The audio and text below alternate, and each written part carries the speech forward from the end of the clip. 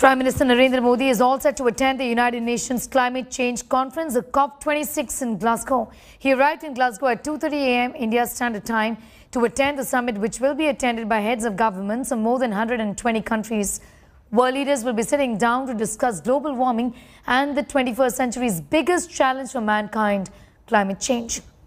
Well, the summit's agenda is to reduce the consumption of global coal resources, limit global warming to 1.5 degrees Celsius, curb increase of greenhouse gases and end subsidies in fossil fuels. Ahead of the climate change conference, Prime Minister Modi also held bilateral meetings with German Chancellor Angela Merkel, Prime Minister of Spain Pedro Sanchez and Indonesian President Joko Widodo in Rome on the sidelines of the G20 summit.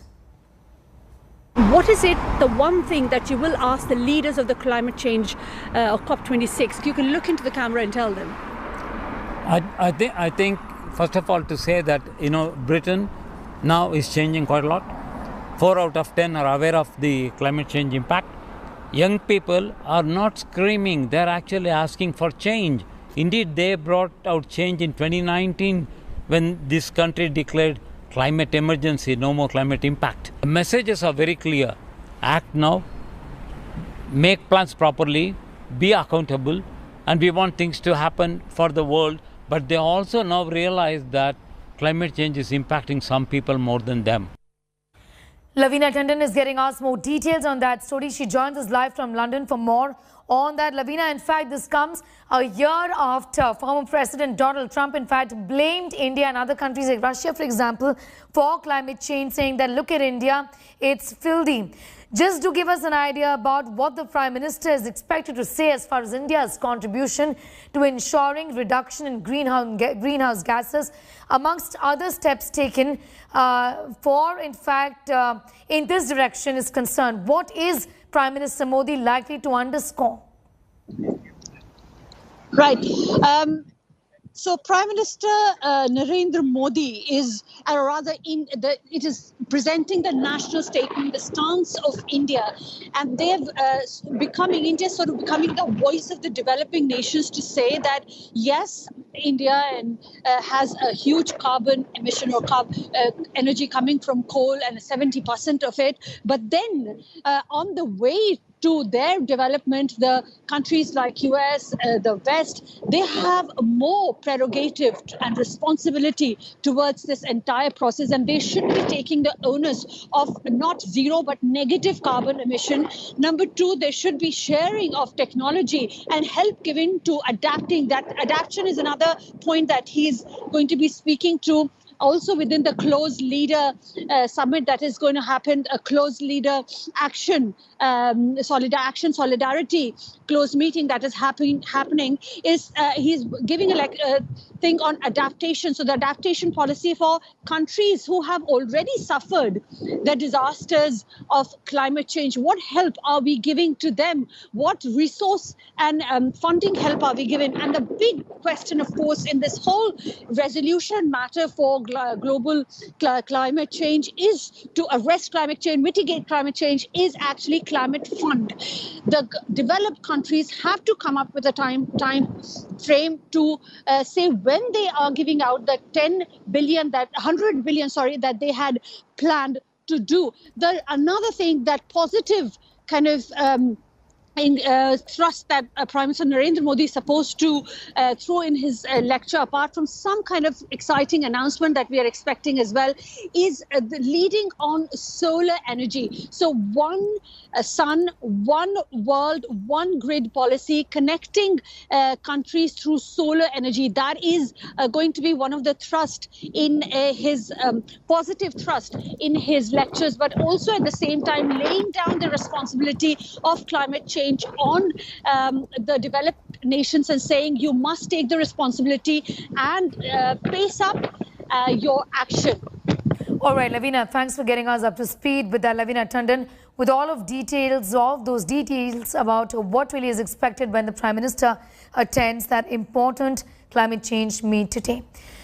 Now, climate change is one of the greatest threats humans are facing. Floods, wildfires, cold and heat waves are now on the rise. Now, world leaders are meeting in Glasgow for the COP-26 summit to ramp up climate ambition.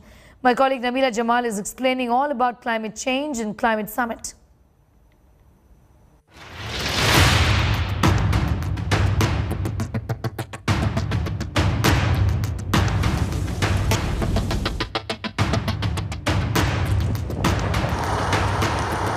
Flash floods in Germany, tropical cyclones, forest fires in Western Australia and California, heat waves in North America, and a lot more closer to us. The intense rainfall and landslides in India, images that would scare us all, and it should.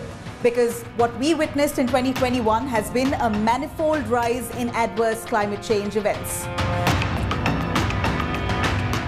So what has really triggered this climate change, and what do we need to do to prevent more of this? Enter the United Nations Climate Change Committee, or what it's famously called COP. The 26th edition this year holds massive significance, with global leaders set to make significant legislative changes that could usher a new era in climate reforms. So what exactly is COP? The Conference of the Parties, COP as it's called, is the supreme decision-making body of the United Nations framework for Convention on Climate Change. It is made of 196 member nations and came into force in 1994. They've met every once a year since then. This year, Glasgow will play host to this crucial meet from October 31st all the way to November 12th. Now you must be wondering here, who are the stakeholders? Well, global leaders, negotiators, researchers and policymakers from more than 190 countries are set to come under one roof to tackle the challenge of climate change. The 4-point agenda ahead of COP26 will be: number 1, securing global net zero by mid-century and keeping 1.5 degrees Celsius within reach. Number 2, adapting to protect communities and natural habitats. Number 3, mobilizing finance of at least $100 billion in climate finance every year. And number 4, working together as a cohesive unit to avert climate crisis in the future. Now you must be wondering if this committee's assessment has paid dividends in the past. Well, it has.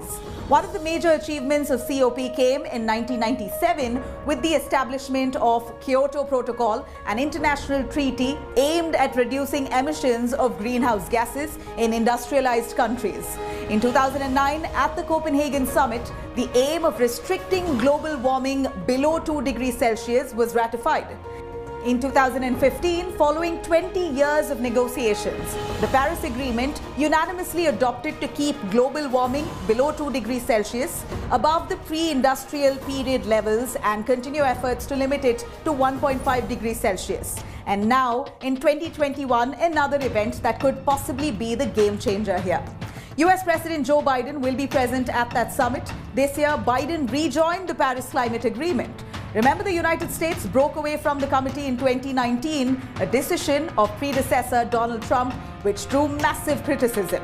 Other global leaders in attendance would be Australian Prime Minister Scott Morrison, French President Emmanuel Macron, Canadian President Justin Trudeau, South Korean President Moon Jae-in, EU Representatives President Ursula von der Leyen, to name a few here.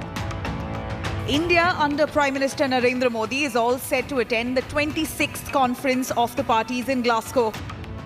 The move is crucial as Prime Minister Modi will outline the country's vision for tackling the looming threat of climate change at that summit.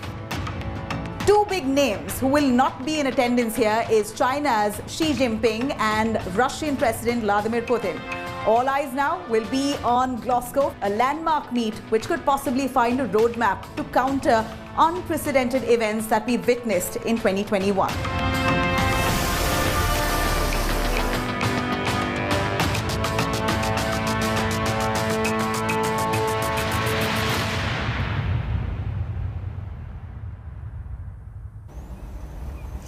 Well, this is Prime Minister Modi's big push on the world stage to end vaccine racism. While addressing the G20 summit in Rome, Prime Minister Modi said India will be producing over 500 crore COVID-19 vaccine doses by the end of 2022, enough to end vaccine racism. He's also pushed for a nod by the World Health Organization for the emergency use authorization for India's indigenous vaccine, Covaxin. Here's more.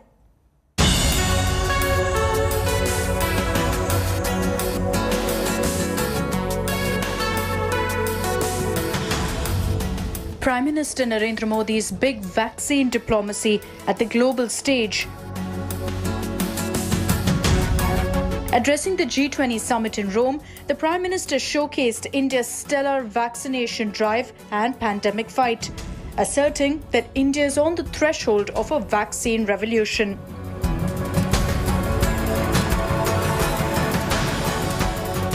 Producing a staggering 5 billion vaccines by 2022, enough to end global vaccine racism, where poor and developing countries have been left without the life-saving jabs to protect themselves from the rampaging COVID pandemic.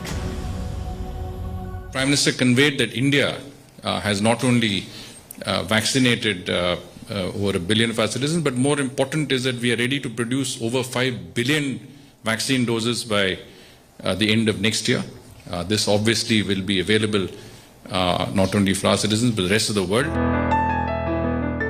Crucially, Modi also did a forceful pitch for the WHO nod for Made in India Covaxin, terming it of paramount importance in the world's battle to prevent successive killer waves.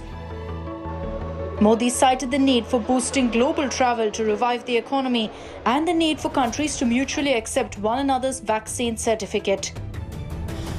Efforts to contain the COVID-19 pandemic through expedited vaccination efforts and ensuring supply of critical medicines, resumption of early travel between both countries, which is, as I mentioned yesterday, in terms of facilitating travel of our citizens to countries that are partner countries. I think the discussion with the Prime Minister of Singapore was particularly relevant. Modi's appeal comes after the United Nations accused rich nations of hoarding vaccines. I have long been pushing the G20 to lead a global vaccination plan to reach everyone everywhere. That plan did not materialize, largely because of geopolitical divides. Global coordinated action has taken a backseat to vaccine hoarding and vaccine nationalism. People in the richest countries are getting third doses of vaccine, while only 5% of Africans are fully vaccinated. While India is ready to help the world in the pandemic fight, can the developed world take steps to end vaccine racism? Bureau Report, India Today.